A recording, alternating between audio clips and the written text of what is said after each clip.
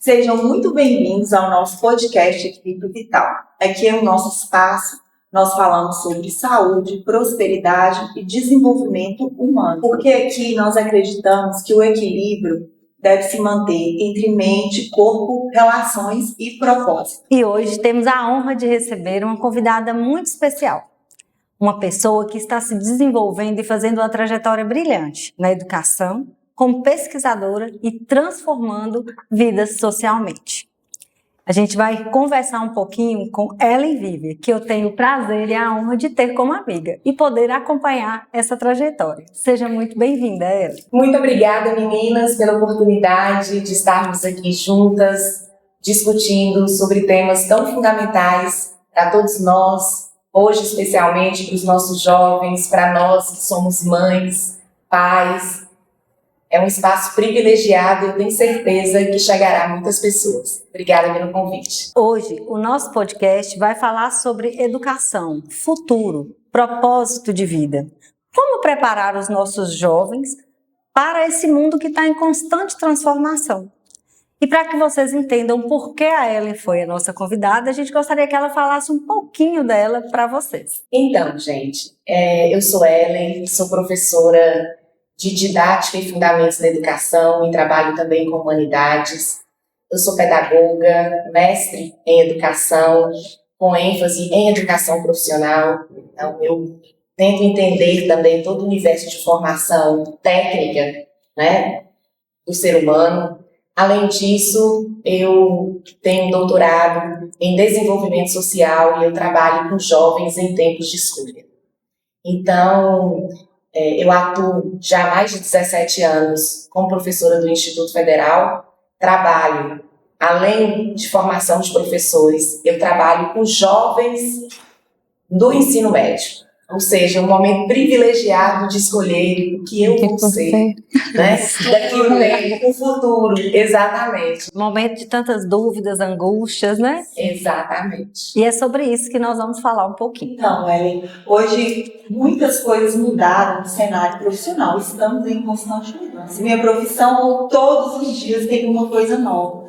Mas antigamente, as famílias tradicionais achavam que o futuro seria, então, os filhos irem diretamente para a universidade. Eu ainda penso assim, mas parece que o mercado de trabalho, com essa transição toda em novas profissões, está mudando muito e aí as pessoas estão começando a ver de maneira diferente. Como que você vê isso hoje? As universidades federais, as particulares, um moleque, né, que vem para o nosso mercado de trabalho. É muito interessante essa questão que você traz. Eu sempre converso muito isso com os meus alunos. Eu acho que duas coisas são fundamentais. A primeira é a nossa capacidade de fazermos leituras sociais mais ampliadas. A gente precisa ler as juventudes, e eu falo juventudes no plural, porque nós vivemos em um mundo desigual e particularmente num país muito desigual, então nós temos um tipo padrão de jovem, de adolescente, né, e de família. Então nós estamos falando tudo no plural, tudo é muito alargado, principalmente no Brasil. Então fazer a leitura social é a primeira coisa, né, para a gente entender toda essa dinâmica das famílias, das juventudes. E é preciso a gente entender que num país desigual, e eu acho que nós podemos falar disso, porque todas nós, de alguma maneira, vivenciamos isso, a única forma, talvez não a única, mas a forma mais legítima que um jovem, por exemplo, de uma classe social tem de ascender socialmente é pela educação. Então isso parece meio que um jargão, né? A gente só vence pela educação, mas os dados, por exemplo, da Pesquisa Nacional de Amostras de Domicílios, né, o PNAD, que é ligado ao IBGE, tem mostrado que jovens que hoje estão no mundo do trabalho, que têm o ensino superior, eles até 170% a mais eles ganham em relação a jovens que não acessaram o ensino superior. Então, a primeira coisa é que a universidade ainda, Paloma, continua sendo essa porta privilegiada de acesso, de passagem, para que as pessoas ascendam socialmente. Isso é para a grande maioria do Brasil. Mas nós temos também minorias, né? no caso aí eu não falo de minorias sociais, eu falo de uma minoria que é privilegiada, né? Então essa minoria privilegiada tem um leque de oportunidades muito maior. Ela pode escolher, né, se ela vai ou não fazer um curso superior, porque ela já tem a empresa dos pais que ela vai atuar, um negócio de família milionário. Então, tudo depende de onde você nasceu. No contexto em que você está inserido, das Existe uma marca de oportunidades, tudo mais. nascença na sociedade brasileira, e isso é muito importante dizer. Então, ainda o ensino superior é um espaço privilegiado para a maioria da população brasileira. Então, sempre digo para os meus alunos, não caiam no engodo de acreditar que vocês não precisam acessar o ensino superior. Apesar das múltiplas oportunidades, outras questões que a gente poderia escolher, o ensino técnico, por exemplo, eu sou mestra em educação profissional, é uma possibilidade, mas eu acho que a gente pode depois ir falando melhor sobre isso, dessas possibilidades ao longo da nossa conversa. E essas novas profissões que elas vêm surgindo, que elas vão se readaptando e adaptando todos os dias com a tecnologia e outras coisas que nós precisamos.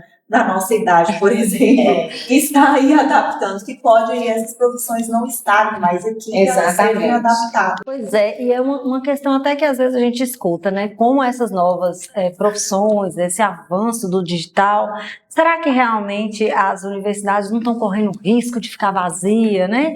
De ficar ali abandonado, o jovem perder o brilho no olhar ao falar de um curso superior? Como que você vê isso? Eu penso que as instituições e nós, né, enquanto professores, gestores, pessoas que lidam diretamente com as instituições, sejam elas públicas, né, porque nós, servidores públicos, somos o braço do Estado, né, mas também os gestores de instituições privadas, a gente precisa estar muito atento àquilo que a juventude necessita. Muitas vezes a gente tem ficado para trás, a gente não acompanha as expectativas dessas juventudes que estão ansiando, né, por tantas questões que a gente ainda não conseguiu fazer leitura social. Por exemplo, a inteligência artificial. Nossa. Ela vai tomar o espaço da inteligência natural do ser humano? Não. Né? Aí a gente precisa continuar a acreditar na criatividade do ser humano. Eu acho que quem vai dominar mesmo são as pessoas que têm a inteligência natural e a inteligência artificial. Claro que muita coisa vai sumir, né? Vai desaparecer. Mas e nós, onde nós estamos nesse pedaço nós estamos? Eu tenho filho adolescente, uma criança, são níveis assim completamente diferentes, do 6 para o 15 de Valentim. Eu acho que daqui 10 anos muitas coisas já não vão existir mais. E a gente tem que estar nessa adaptação, mas a inteligência natural, claro que é. E é interessante porque a gente ainda vê alguns problemas, a gente tem medo, a gente fica desconfortável, vem empecilho, porque nós vivemos tanto a era, né, do manual, outro momento, nós passamos por essa, né, fizemos essa transição e nós temos que nos adaptar ainda à idade produtiva a toda essa tecnologia. E eles já nasceram nessa então, mudança. Eles não têm o sofrimento que nós temos. Meu Deus, será que a inteligência vai substituir a outra? Sabe? E as escolas continuam falando. Gente, veja, a escola, eu até entendo, porque a gente sofre mesmo com isso, mas a escola, os processos seletivos, todos vão ter que adaptar a inteligência artificial. Como falar com uma criança, com um adolescente? Não use o celular como ferramenta para sua aprendizagem. Nossa, se hoje é utilizado para tudo, em tudo, né? Como não deixá-lo fazer a autogestão do conhecimento? A autogestão dele hoje é o tempo inteiro. Aí o que a gente tem que trabalhar enquanto instituição, enquanto escola, enquanto pais? Você pegar a informação em estado bruto e conseguir, né, a partir do conhecimento que você tem, do que você pesquisa na internet, você conseguir digerir aquilo ali e transformar em conhecimento refinado. Mas essas ferramentas, elas estão aí. Né? E eu acho que o desafio é muito maior, porque na nossa época nós não tínhamos tanta informação. Então a gente fazia o nosso compilado, né, do que a gente pegava aqui das poucas coisas que chegava e do que a gente buscava, e daí a gente fazia a nossa própria, a partir da nossa análise, a nossa própria opinião, e hoje é tanta informação que é até mais difícil você falar, peraí, eu preciso filtrar tudo isso para tirar e extrair, né, o que realmente eu penso, eu acho. E aí é interessante. Tem isso ainda, É interessante porque quando a gente pega a educação básica, principalmente onde eu atuo mais, são jovens em idade de escolha de ensino médio, eles são privilegiados. Mesmo que eu esteja falando de juventudes populares. Eles são privilegiados porque eles estão no tempo certo da escolarização. Eles estão na faixa de 15 a 17 anos, ou seja, eles não estão com atraso de escolarização. Então, eu estou falando de uma juventude, mesmo que é popular, mas ainda privilegiada. Porque está no momento de formação. E aí as instituições, e aí eu falo principalmente das instituições públicas, que precisam vir muito forte, porque é a instituição pública que a maioria da população brasileira tem condições de acessar. As instituições públicas precisam trabalhar criatividade, sabe? Espírito de liderança. Humanidades. Grandes debates antropológicos, sociológicos, filosóficos, sabe? De forma que a gente forme os nossos jovens para que eles tenham opinião sobre essa enxurrada de informações que eles acessam todos os dias. Agora, isso é uma máxima também para educação particular. Também. Só que, infelizmente, a gente vê que não é bem assim que acontece, né? A gente conversando até um tempo atrás e tudo, sobre o ensino, como que é, às vezes tem alguns benefícios, algumas coisas ali diferentes, mas que também deixam a desejar nessa questão, né? Nesse olhar mais polimórfico ali, né? Nesse olhar diferenciado para esses jovens que estão ali naquele momento, nesse momento. Então, acho que essa adequação, na verdade, tem essa angústia, né, que a gente vem trazendo como mães, né, como olhando, esse podcast nasceu, assim, esse tema, né, justamente a gente falando, a gente está em época de Enem, os meninos estão aí, o que é que vão fazer, como que é, mas qual é a profissão que vai dar certo, né, como se tivesse uma receita de bolo que essa profissão dá certo e essa dá errado. Então, a gente precisa realmente ver que todo mundo vai ter que mudar. Isso, e assim, se as nossas instituições, a partir dos servidores dessas instituições, sejam elas públicas ou particulares, se nós continuarmos com a mente envelhecida, a gente não acompanha. E se a gente não acompanha, a distância, né, entre nós, educadores, nós, pais, e os nossos filhos, os nossos alunos, só cresce. Só cresce. E aí o que acontece? Estabelece um fosso enorme. Um buraco sem fundo, sabe? Um buraco negro. Ai, eu tô sentindo isso. Ellen, prazer, tá? Seja bem-vinda. Obrigada, Flávia. Ellen, então, pegando o gancho aí, e como você acha que as práticas sociais, o ambiente em que esse jovem está inserido, influencia na entrada à universidade hoje? Eu gosto muito dessa pergunta, eu sou muito suspeita, porque ela dialoga diretamente com aquilo que eu dediquei os últimos anos da minha vida a pesquisar. Né? Eu trabalho com uma teoria bourdieusiana, não um sociólogo que chama Pierre Bourdieu, e ele fala sobre capital cultural.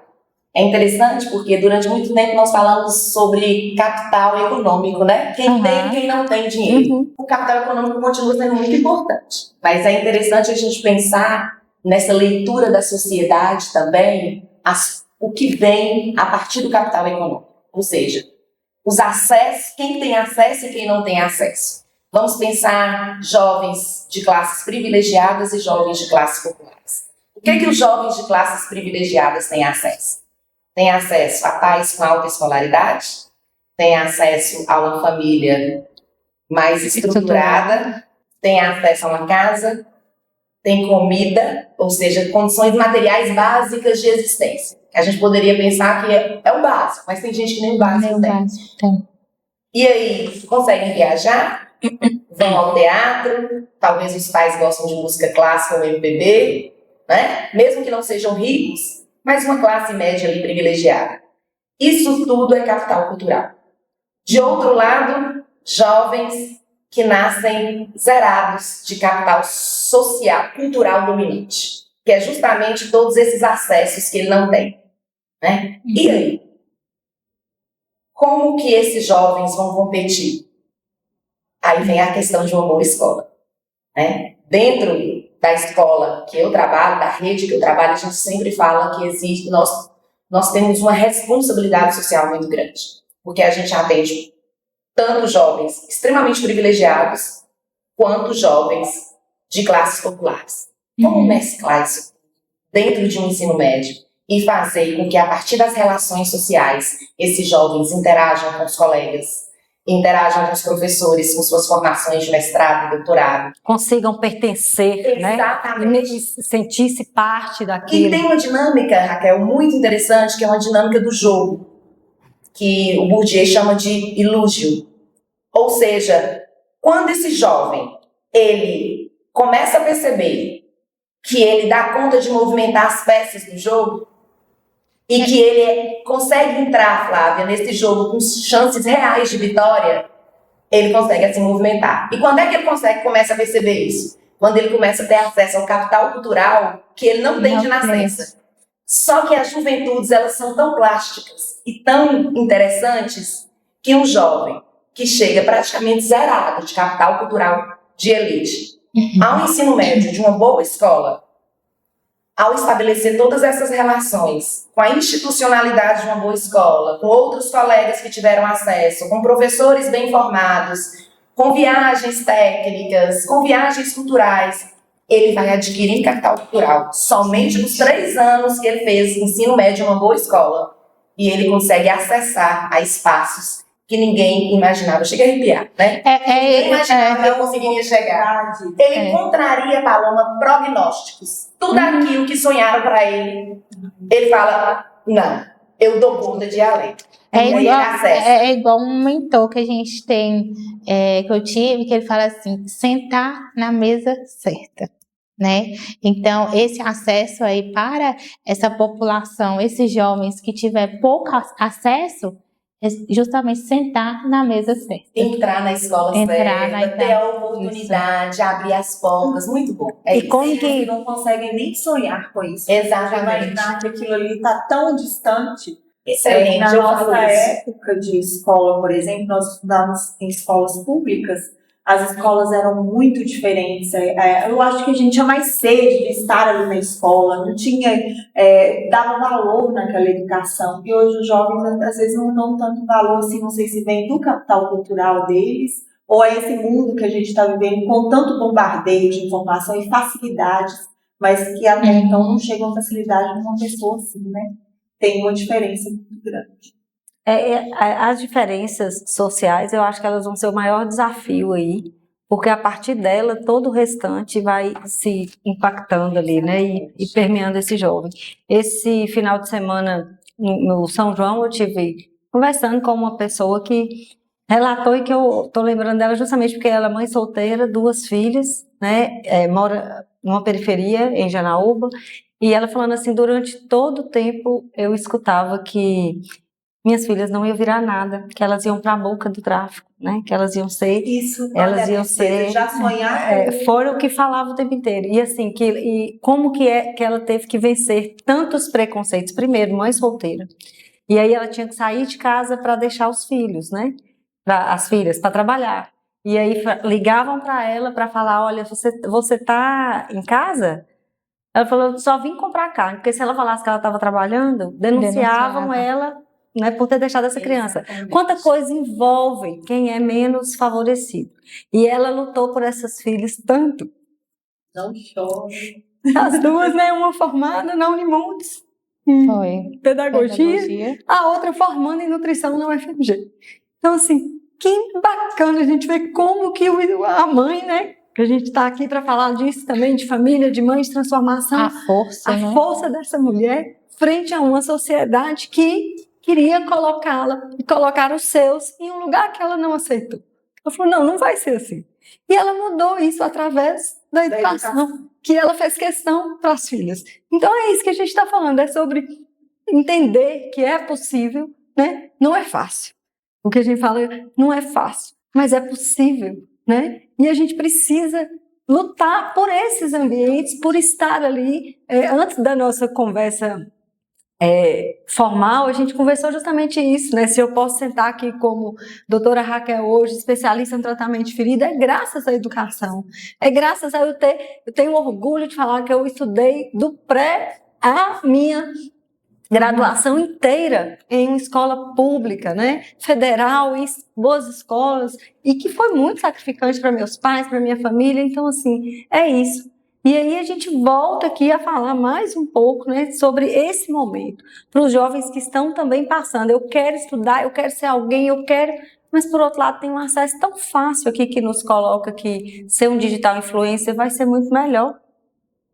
Não vai ter tanto. Não vai ter tanto, tá né? Tudo amplo, tá tudo fácil, vai na internet, né? E aí, como que a gente faz, né, para lidar com isso também, para apresentar para eles e mostrar toda a diferença que faz, né? Primeiramente, eu quero falar duas coisas.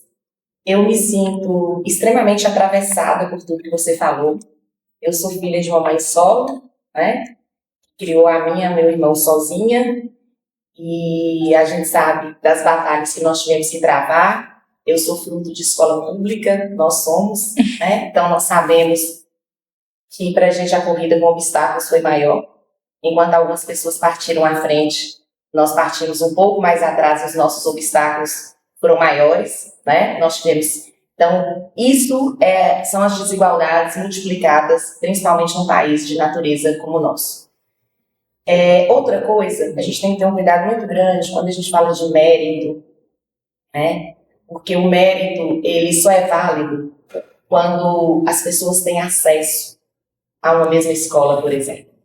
Se todo mundo no Brasil tivesse acesso a uma educação de excelência e de qualidade, que vença o melhor, né? Sim, então, claro. todo mundo partiu do mesmo ponto. No mesmo ponto. Com as mesmas condições, com as mesmas né? condições. Uhum. E quem chegou na frente, parabéns, né? Mas nós não estamos falando desse país. Então, tem pessoas que realmente, para vencer, as filhas dessa pessoa que você conversou, elas tiveram que contrariar tudo aquilo que sonharam para ela enquanto fracasso.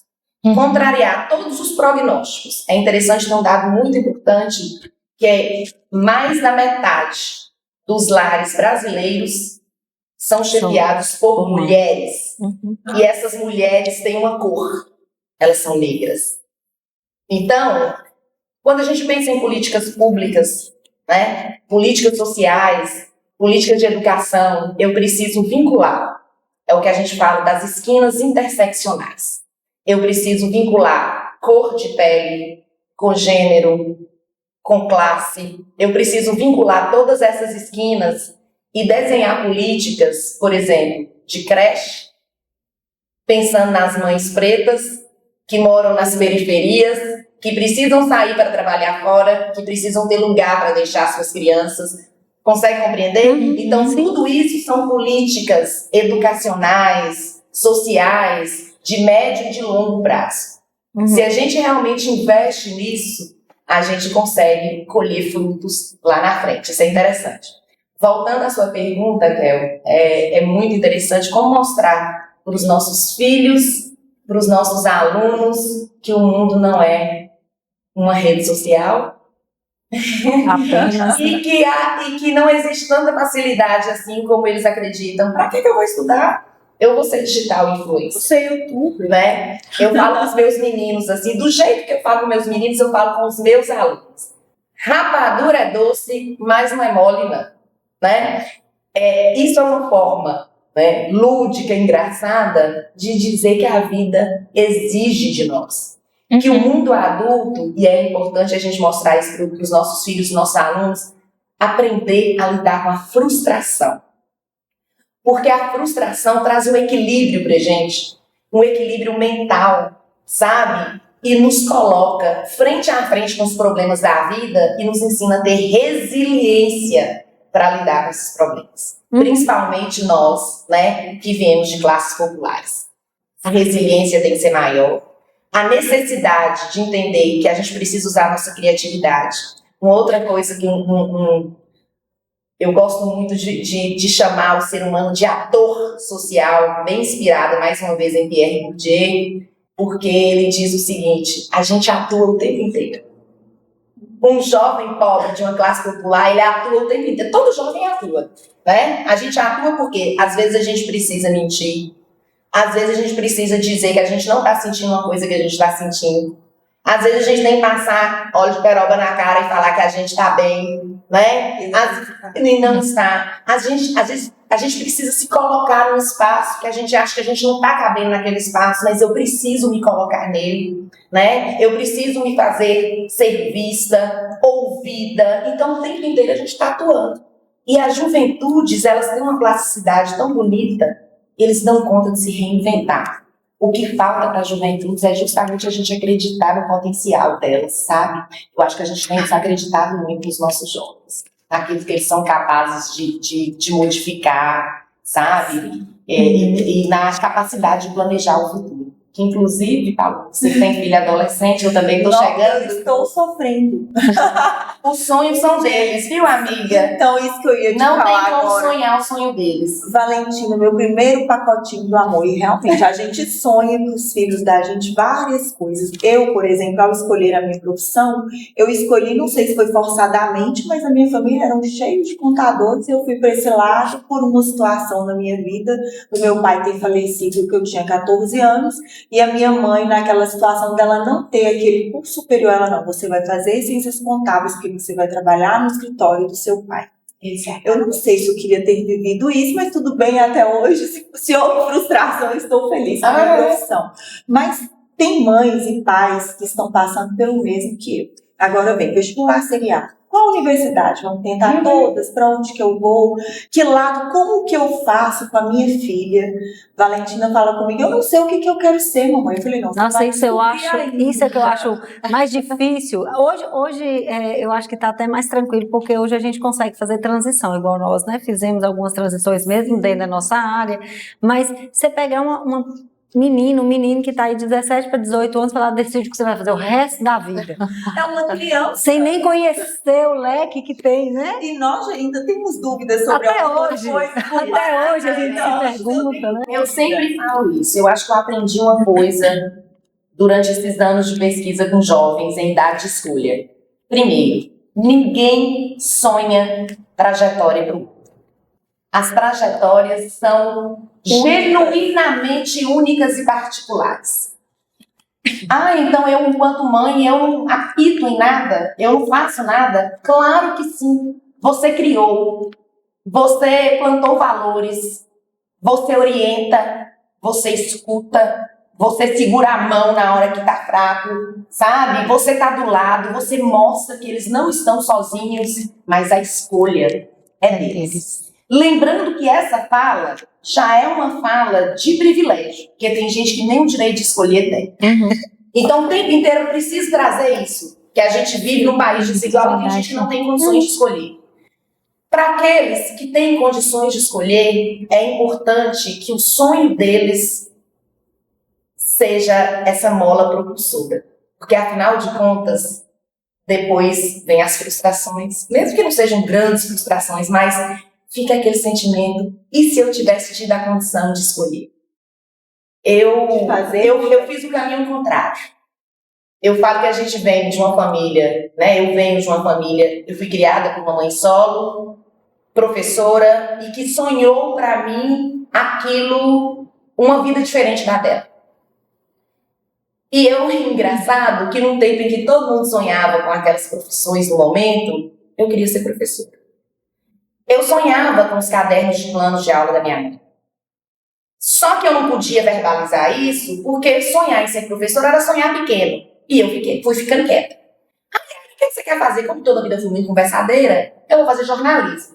Tentei jornalismo, fiquei na lista de esperas. Eu lembro que na época, eu tentei na Federal Juiz de Fora, foi o curso mais concorrido, comunicação social na época. Fiquei no 8º lugar da lista de espera, ninguém insistiu.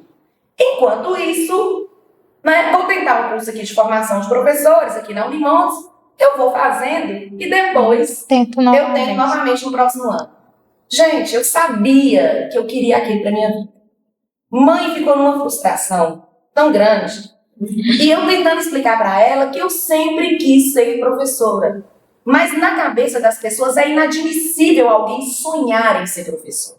É como se fosse um acidente do destino. Como se você não fosse ascender. Exatamente. Eu até entendo. Os pais desejam para os filhos uma vida melhor do que a que eles tiveram. Sempre. Se minha mãe teve uma vida difícil, como é que ela ia sonhar aquilo para mim? Na verdade, eu só senti que ela teve orgulho de mim o dia que eu fui aprovada no concurso do Instituto Federal. Até então, é tipo assim, fazer o quê?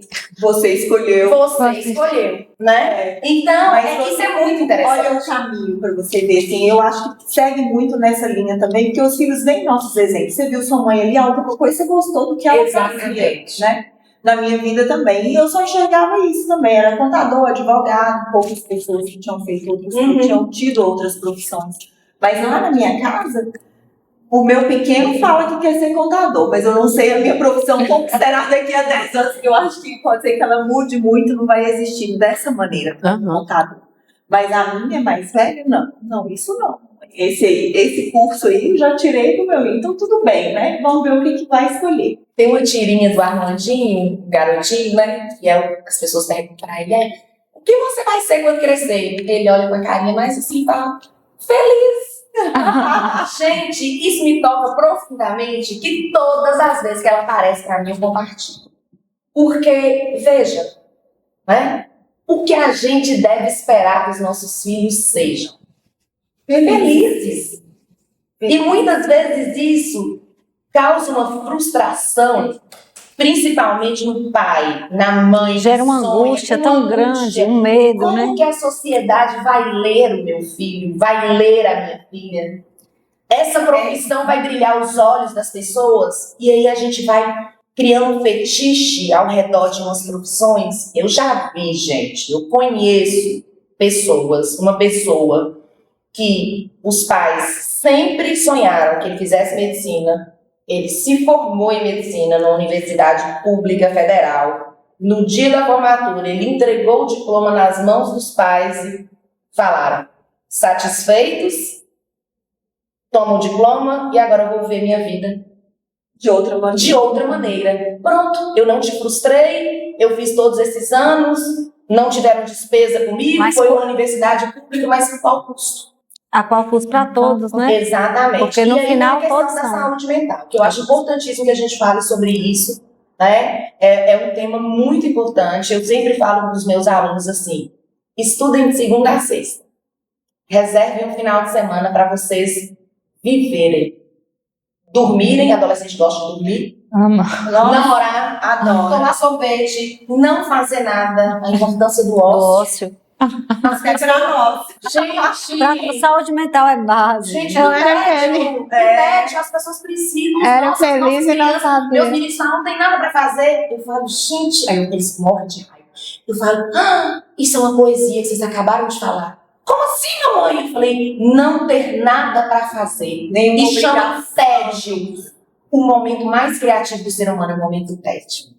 Quanto tédio nós sentimos na nossa infância, como nossa infância foi criativa. Nossa, que saudade. Né? Os momentos de criação vem com tédio, isso é importantíssimo. Os nossos alunos precisam ter tempo para sentir tédio, gente. Para não fazer nada, o ócio, sabe? E isso tudo regula a saúde mental.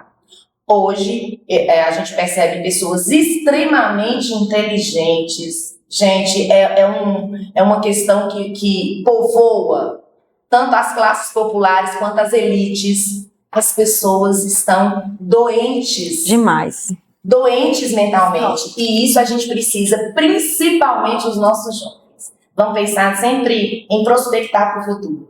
Não fazer errado agora para a gente colher lá na frente. Nesse período, por exemplo, tem uma pressão muito grande com os adolescentes. Valentina está estudando de manhã e à tarde, eu sei que ela fica pressionada com algumas coisas de escolha mesmo. Aí eu fico imaginando, traz isso aí agora, uma pressão tão grande, não tem um momento de escolha, porque eles não sabem escolher. Exatamente. Vai fazer isso, aí faz o vestibular seriado em algumas universidades, e lá na frente é que vem a escolha. Mas como que funciona esse vestibular seriado para eles, né, nas universidades? E isso compensa? É uma maneira de entrar mesmo na universidade? Como que... Ô, Paloma, na verdade, as nossas juventudes, elas precisam se adaptar a um modus operandi, a um modelo. Se não for assim, eles não ultrapassam a barreira que eu disse aqui, inicial, que é uma porta privilegiada para que eles ascendam socialmente.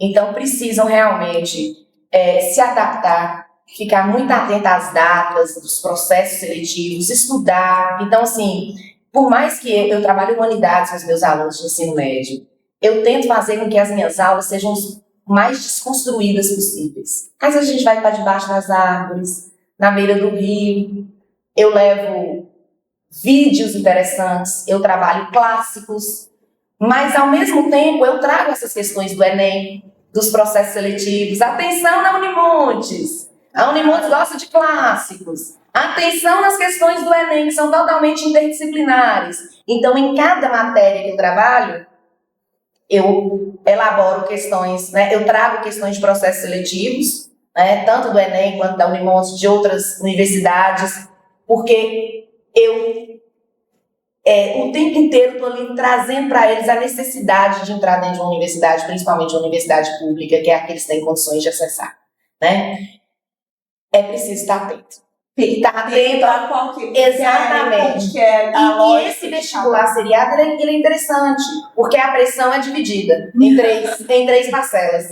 Não fica só para a última. Vale a pena. Exatamente. É interessante, sabe? Eu acho que de alguma maneira distribui um pouco essa pressão, esse sofrimento. Então eu gosto. Eu gosto da ideia do vestibular seriado. E acho que o Enem é infinitamente melhor do que o nosso sistema de ensino. Nós temos uma prova boa, interdisciplinar, com questões inteligentes, que infelizmente a maioria das nossas escolas não prepara para essa prova.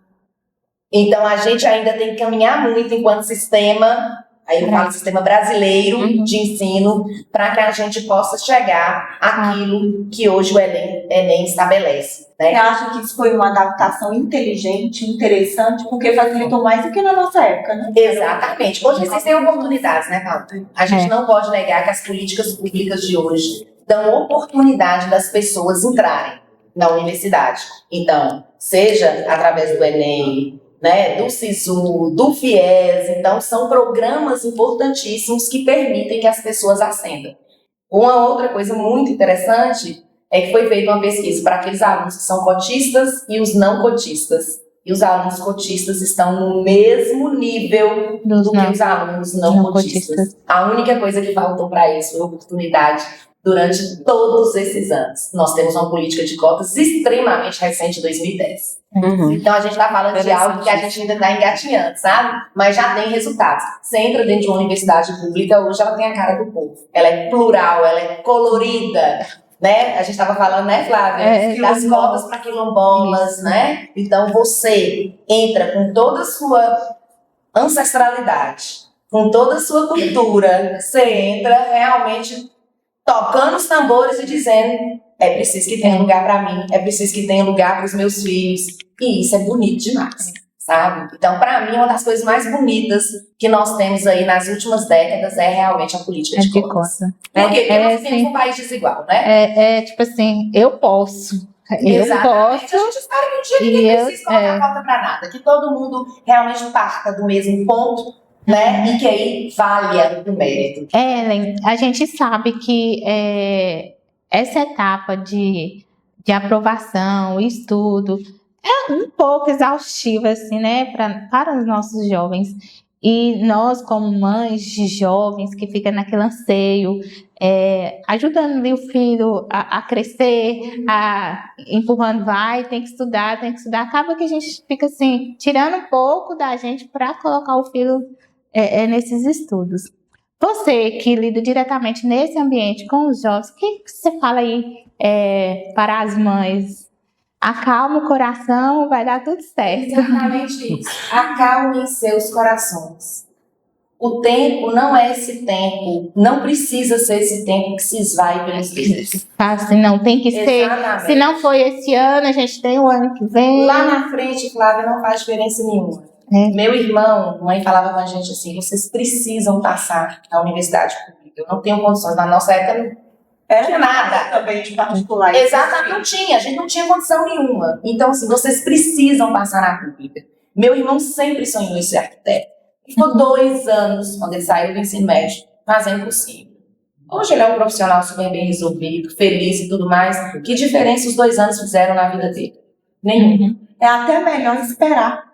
Às vezes, Exatamente. não pela dificuldade, Aham. às vezes na situação que eu vejo muitas dúvidas, que os Para ser mais assertivo. Exatamente. Esses dias eu estava conversando com a mãe, ela falou justamente isso, Paloma. Ela falou, meus meninos, ela tem gêmeos, estão no ensino médio agora. Meus meninos disseram, mamãe, não quero fazer faculdade assim que eu terminar o ensino médio. Nós vamos viajar o mundo com mochileiros. Entendeu? Vão viajar, vão conhecer outras culturas, eles têm uma condição mínima, nós não estamos falando de um jovem que não tem condição nenhuma, falar assim, vou viajar o mundo com que dinheiro? Né? Então nós estamos falando de alguém que tem uma condição. Ok, vou viajar o mundo, quando nós voltarmos, nós vamos pensar o que nós vamos fazer. Então o que eu diria? Acalmem o seu coração. Nesse momento, as políticas públicas são mais importantes. Se houvesse realmente escola de educação básica, de qualidade para todo mundo, nosso coração estaria mais tranquilo. Sabe? Se houvesse escolas de ensino médio que nos preparassem os nossos jovens para a vida, a gente fala muito isso nos institutos federais. A gente tem muito medo da palavra mercado de trabalho. Não é que a gente tem medo. A gente faz realmente, a gente vai contra. E palavras têm poder. Quando a gente fala mercado de trabalho, é como se a gente estivesse sendo preparado, exatamente, objetificado, sabe? Para pertencer a esse mundo do consumo. Nós somos maiores do que isso. Muito maiores. Nós somos seres espirituais, sabe? Nós somos seres que nós pertencemos a uma ecologia, a um mundo onde nós estamos no mesmo plano com a natureza, sabe? Com o sagrado. E essas coisas foram ficando para trás. Porque o mundo da tecnologia, esse mundo da técnica pura, fria, foi nos separando do nosso espírito, do nosso corpo. Hoje as coisas doem na gente, a gente não sabe mais o porquê que está doendo. Eu não aprendi a ler meu corpo. Essa fala, né, e retomando a fala anterior sobre saúde mental, que eu ainda estou aqui com ela rodando na minha cabeça, porque a gente tem passado por um momento assustador. Tão transformador digitalmente, tecnologia, mas assustador da área da saúde. Em se pensar que tanto tem se adoecido e tanto apresentado muito como sofrimento mental. A gente fala de pais e a gente fala de filhos. É impressionante se separar para ver como os jovens estão se mutilando por não saber lidar com suas frustrações, por não saber lidar com esse momento de pressão, de escolha. Exatamente. É o que a gente pede também, assim, né, como profissional da área da saúde, como enfermeira, e falando nesse momento agora, olha, é um momento de escolha, é um momento que já é por si só difícil, né, de transformação, de transição, de agora eu não sou mais menino, agora eu sou adulto. Exatamente. Então são tantas coisas que já estão fazendo pressão sobre esse jovem, que a família precisa ter um olhar mais atento e tentar suavizar e se preparar, porque os pais também estão adoecendo mentalmente por também não saber lidar com tudo isso. E às vezes, a gente falou esses dias também, conversando, esse mundo está tão acelerado que eu não estou conseguindo parar e observar o que está acontecendo ao redor. E tem chegado, né, jovens que chegam às vezes muito calados, muito quietos, e aí começam a usar o tempo inteiro roupas de manga comprida, começam a ficar um pouco mais isolados, e aí você não sabe o que é, não, é porque agora estou ficando mais quieta, é porque eu estou pensando no vestibular. Se aproxime mais, pegue a mão, chame para conversar, procure saber o que realmente se passa, porque infelizmente quando a gente levanta a manga, a gente tem um jovem que se mutila porque não sabe lidar com aquela dor, não sabe o que fazer. Então, a gente está falando tanto assim de como transformar a educação, esse momento, passar por ele, e é importantíssimo a gente falar que precisamos estar atentos e dar as mãos. Família é colo, é abrigo, é aconchego. A ambiência é muito importante. Exatamente. A gente tem que estar no ambiente, voltando até pro podcast aqui, como a gente coloca, é um equilíbrio em tudo. Então, isso está levando ao desequilíbrio, são tantas coisas, tantas oportunidades, tanto consumismo, é tudo instagramável demais. Comparado, né? Comparação com o outro, né? Isso é muito triste, esse lado é entristecido. E realmente os adolescentes, eles não podem imaginar escolher uma profissão em tanta pressão diariamente. Né? E tem uma coisa que é o que regula o ser humano, que é a vida em comunidade. A vida comunitária tem se perdido com as redes sociais. A gente tem uma falsa sensação de pertencer a um grupo que, na verdade, é como se fosse um castelinho de cartas que cai, assim, não é algo realmente... Não é sólido, é muito friável. Sólido, exatamente, É friável. sabe? É líquido, né? Como diria Bauman, né? É líquido. Então, a gente precisa voltar a ter esse senso de pertencer a uma comunidade, para você vem de comunidade. Isso. O que é o sentimento de pertencer a uma comunidade? De que a gente está junto, de que eu vou ser amparado. Meus companheiros não são companheiros digitais, não, são pessoas, sejam os meus pais, sejam os meus amigos. E aí eu tenho um cuidado muito grande ao falar disso, porque eu fico muito preocupada com falas saudosistas. No meu tempo era assim, né? Nós vivemos em outro tempo. Meu tempo é agora. Exato, eu não morri, então meu tempo é agora. Qual que é a minha capacidade de adaptação? Como que eu posso me adaptar e trazer isso para os meus filhos que vivem neste tempo e não no meu, né? Mas, assim, esse sentimento de comunidade eu acho muito interessante. Para mim, a escola é importante sobre vários aspectos, mas a convivência que os meus filhos têm, e daí é por isso que eu sou totalmente contra o homeschooling, ou seja, eu e meu marido, nós damos conta de ensinar para os nossos filhos em casa, mas meus filhos precisam pertencer a uma comunidade escolar. Quando eles vão para a catequese, eu fico com meu coração sorrindo, porque meus filhos estão convivendo com outras crianças, sabe? Outras crianças de condições sociais, econômicas, políticas, no mundo tão polarizado, ou seja, crianças diversas na catequese. Pessoas que eles não convivem na escola, que eles não convivem no bairro. Quando a gente está na igreja, né? Quando a gente está numa festa de São João, quando a gente está assistindo juntos um jogo da Copa, para mim, esses momentos são riquíssimos e eu falo isso com os meus alunos todos os dias. Vocês precisam ter tempo para isso, para conviver com pessoas reais, sabe? É a materialidade da vida, isso não pode se perder. E que traz um aprendizado muito grande, muito complexo e que vai agregar muito mais do que o português e a matemática simples e puramente. É o cuidado, né? Isso. É o cuidado, é o calor humano. Isso. E outra coisa, tempo de qualidade, sabe? A gente se culpa muito, que a gente trabalha muito.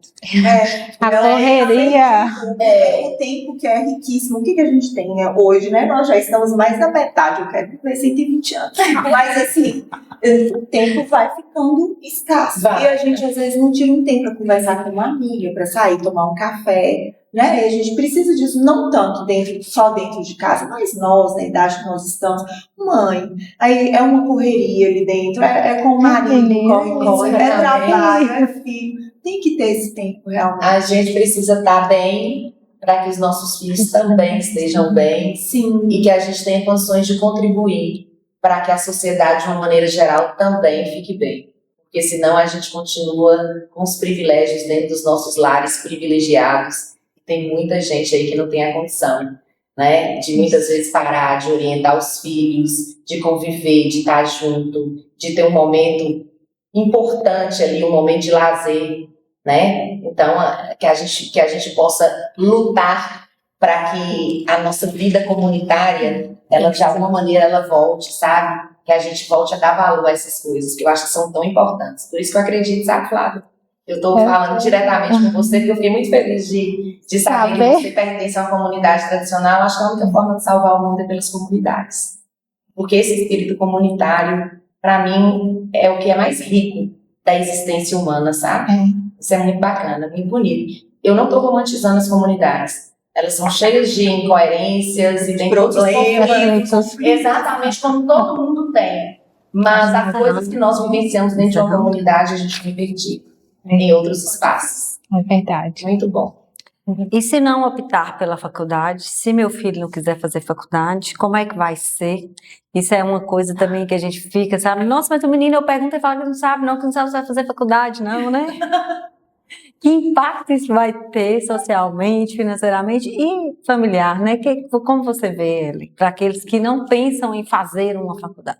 Eu acho que essas coisas vão sendo semeadas ao longo do tempo, sabe? A gente semeia aqui na educação infantil, no ensino fundamental, no ensino médio.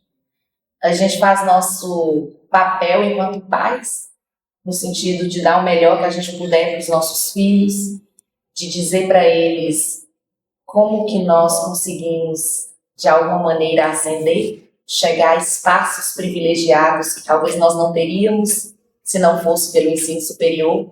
Mas não significa que o ensino superior é o destino que todo mundo vai escolher para a sua vida, né? Quando a gente fala do mundo do trabalho, o mundo do trabalho é vasto. Oh, mundo, vasto mundo, né? O mundo do trabalho é vasto, ou seja, existem muitas possibilidades de formação, certo? Se nós pensar, aí tem muitos fatores que entram aqui em jogo. Eu gosto muito de dizer para os jovens em idade de escolha, aqueles que estão dentro da escolaridade certa, no tempo certo, que a faculdade, né, um curso superior, ainda é uma excelente forma de a gente mudar a nossa história, mudar nossos caminhos. Entretanto, a gente sabe que não é todo mundo que tem o privilégio de fazer um curso desse, né? A gente estava comentando antes, e as pessoas mais velhas, por exemplo, alguém que já trabalha numa empresa, alguém que já tem uma vida profissional toda estabelecida, será que vale a pena? Retornar. Depende dos sonhos. Talvez a questão não é nem financeira, gente. Sabe? Existem outros ganhos em você voltar a estudar, sabe? É uma outra comunidade, né? Eu acho que você trabalha a questão da criatividade, trabalha outras redes de interesse, te abre tantas oportunidades, tantas portas, se não um curso técnico. Né? Um curso técnico ali, junto com o ensino médio, que nós ofertamos, por exemplo, os nossos alunos, é muito interessante isso. Por que os alunos dos institutos federais, no ensino médio integrado, eles saem com essa formação única de ensino médio e de ensino técnico? Partindo do pressuposto que os institutos federais foram criados para chegar onde outras instituições não chegam. Profissão. Trabalho. Exatamente. E aí, ao mesmo tempo que ele termina o ensino médio, mesmo que ele decida ir para o ensino superior, ele tem uma profissão que o garanta. Nós temos alunos que terminam um curso técnico em informática para a internet, por exemplo, nesse mundo do high technology, né? De tecnologia, eles trabalham muitas vezes em multinacionais, sem nunca ter pisado o pé na sede da empresa, trabalham de onde estão fazendo suas faculdades, muitas vezes na UFMG, na UFO. Em home office. Em home office, ganhando o dinheirinho deles, se sustentando totalmente nas cidades, porque os pais não teriam condições de sustentar. Ou seja, no final das contas, todos nós que não somos herdeiros, o que a gente quer é trabalhar. Tem gente que tem condição de se dedicar totalmente aos estudos, fazer faculdade, sem ter que vincular isso a um trabalho. Mas ao final da faculdade quer o quê? Trabalhar. Não é assim? E tem gente que precisa conciliar. E eu acho que independente, acho que a mensagem, né, que pelo menos fica muito para mim, é que independente se for através de uma faculdade ou de cursos livres, Exatamente. O importante é que você procure estar sempre aprendendo, se aperfeiçoando, olhando de um outro ângulo, de uma outra forma, outros lugares que você pode conhecer, mas sempre através da educação, né? Seja também pela educação tradicional, ir para a faculdade, ir para o curso, ou seja online, né? Como a gente vê os cursos digitais, os cursos rápidos, né? Por vídeos no YouTube, eu falo, gente, a gente aprende o tempo inteiro. É uma escola, então, de coisas boas e ruins, mas tem uma escola ali no vídeo do YouTube, né? Exatamente. Temos que filtrar, 4 pilares assim que sustentam a educação, né? A gente fala de educação do presente e do futuro. Que é aprender a ser, aprender a fazer, aprender a conviver ou a viver junto à vida comunitária, né? E talvez o mais importante também, né? Junto com o aprender a aprender, o aprender a ser, né? O aprender a viver junto e o aprender a aprender. Isso para mim assim é importantíssimo. Que a gente possa sempre ter essa capacidade o tempo inteiro pensar que nós não somos seres terminados, que nós somos seres em construção e que as coisas não precisam ser para já. Apesar de você falar isso para um jovem que tem uma necessidade enorme de ganhar seu dinheiro, é doído. É doído. Então até isso você precisa entender. Quando você está com fome, você precisa comer logo. Quando você não tem dinheiro, você precisa ganhar o seu dinheiro logo. Uhum. Então, muitas vezes o trabalho, ele vem para acalmar o coração. Você garantindo suas condições materiais de existência, e muitas vezes tem uma família inteira que depende dessas condições, do seu salário, aí você acalma o coração para que tenha condições de pensar lá na frente no curso superior. Então, dependendo das condições materiais de existência de cada um, esse sonho, às vezes, ele pode ser postergado, sabe? Mas ainda, num contexto de Brasil e curso superior, para mim, é importantíssimo. Eu falo com os meus alunos, não caiam no engodo de que as pessoas não precisam mais fazer uma faculdade. Para nós, sim, é essencial. Mas nós temos outras oportunidades. Que conversa interessante, né? Dá vontade de ficar aqui só Olhando ela. Muito, nós sabemos que o futuro ele é construído com as nossas escolhas, né? Mas eu queria que você deixasse uma mensagem, que você deixe para os jovens, para nós adultos que queremos estudar, voltar a estudar, mudar, e essas crianças e adolescentes que estão para entrar aí, vamos dizer, no mercado de trabalho. Então, primeiro, assim, agradecer por essa oportunidade. Eu amo falar sobre educação, eu acho que é falar sobre a vida, né? Dizer que é uma alegria estar aqui com vocês. Um recadinho para os pais: acalmem os seus corações. Acalmemos os nossos corações. Eu sou mãe de 2 meninos, um de 12 e um de 10. Eu também vivo todas essas angústias. Não é fácil criar filhos nestes tempos, né? Tempos líquidos de redes sociais, de grandes comparações, de perda de sentimento comunitário, mas acalmemos os nossos corações, acreditemos na educação que nós somos capazes de dar aos nossos filhos. E para as crianças, para os adolescentes, dizer que vocês têm o mundo inteiro esperando por vocês, que a gente está aqui lutando para que esse Brasil seja um país mais justo, mais fraterno, que tenha mais oportunidades, que todo mundo tenha condições de ascender, de ser aquilo que quer ser, sabe? Eu acho que como educadora é para isso que eu luto, é para isso que eu estou aqui todos os dias, é para isso que eu estudo, sabe? Justamente para que todo mundo tenha condição de ser aquilo que queira ser. Então, acalme também os seus corações e aproveitem a vida, que o mais importante é ter saúde mental para que a gente possa conseguir os nossos sonhos. Gente, é um prazer enorme ter um podcast onde a gente tem a honra de ter uma doutora em educação falando com a gente quando o tema é educação. E eu tenho um privilégio maior ainda de ter essa doutora como minha amiga. Ai, não chora. Ai, De infância, de colega de escola, nós estudamos todo o ensino médio juntas. E isso me enche os olhos, me enche de orgulho. E agradeço muito, porque que bom que você vai chegar a muito mais gente. Muito mais gente vai poder eu não sei o que era. te ouvir. E eu queria que você, Ellen, assim, agradecer mesmo pela sua trajetória tão linda, tão bacana na educação e na nossa região agora, né, que está aqui de novo, juntinho nas nossas sociedades aí, que precisam tanto de você. Mas falar para cada um aí que não te conhecia e que agora está vendo, onde que te encontra, onde que pode te seguir, onde que pode acompanhar você e saber um pouquinho e te ouvir mais. Então, gente, primeiro, já que nós falamos tanto da importância do que é sólido, né, do presencial, vocês me encontram lá no Instituto Federal, no prédio da saída para Jaíba. É importante dizer que é uma instituição pública. As portas estão abertas para todos nós. Passem lá. Vem conhecer as escolas que os seus filhos podem um dia estudar, que seus filhos já estudaram, passa lá, né? Vamos pensar a educação no nosso município, vamos dar palpite, eu acho que isso é muito importante. Eu estou lá, então se quiser me encontrar fisicamente, eu estou lá. E pelas redes sociais, que a gente tem que se adaptar a esse novo tempo, meu Instagram, @evi, HEVI, anjos, só me chamar lá também. Eu gosto muito de postar essas coisas, a gente sempre conversa sobre isso, né, Kel? Eu adoro postar essas coisas, assim, que falam sobre educação, criação de filhos.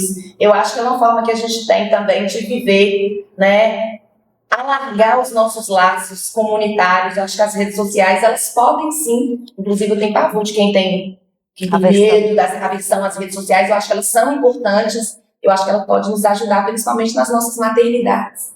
Sim. Né? A gente apoia. Precisamos. Quando uma mãe apoia a outra e ajuda a outra, a gente vai mais forte. Não é fácil, não, né, meninas? Não é fácil. Então, porque equilíbrio é preparar o presente para construir um futuro. Até o próximo episódio, né?